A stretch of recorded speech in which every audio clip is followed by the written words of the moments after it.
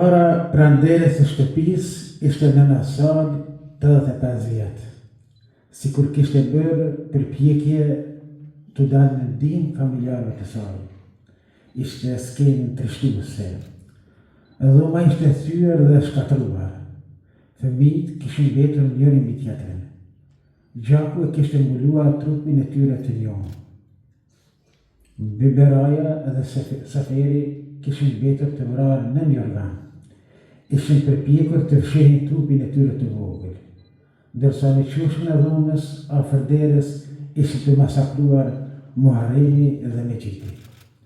Dera e thyer, muri i dhomës dhe i shtëpisë ishin të stërpikur me gjak. Lodrat dhe çantat me libra të fëmijëve shkollave të vegjël ishin coptuar, ishin gjyrosur me gjakun e tyre. Nën kraharorin e nënës, Sabaudini i vogël ishte afruar, kishte kërkuar ndihmë, mbështetje, e kishte shënguar me duar të vogla nënën. Ishte tmerr i papar. E tërë familja Selatinit ishte vrarë e masakruar. Përfundon një pjesë e rrëfimit të rënqës të Gzinës, Nexhmijes dhe Sarës.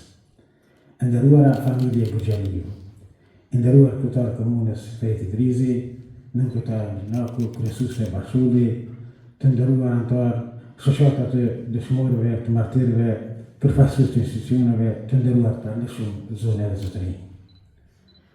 Rëno vetëm për me tregue, ka shkruar Adzer Plumi. Prandaj e fillova këtë fjalë rasti me një pjesë të rrëfimit që ka lënë Gzime, Nexhmije dhe Sale Gëxhaliu për masakrën ndaj familjes së Selatin Gëxhaliu në Sulime. Gjatë luftës 98-99, e sidomos në kohën e bombardimeve të NATO-s, mars qershor 99.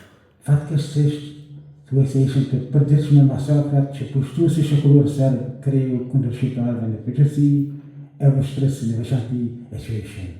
Në Arslan me 22, 23 dhe 24 shtator 98. Në Galic me 24 shtator 1998.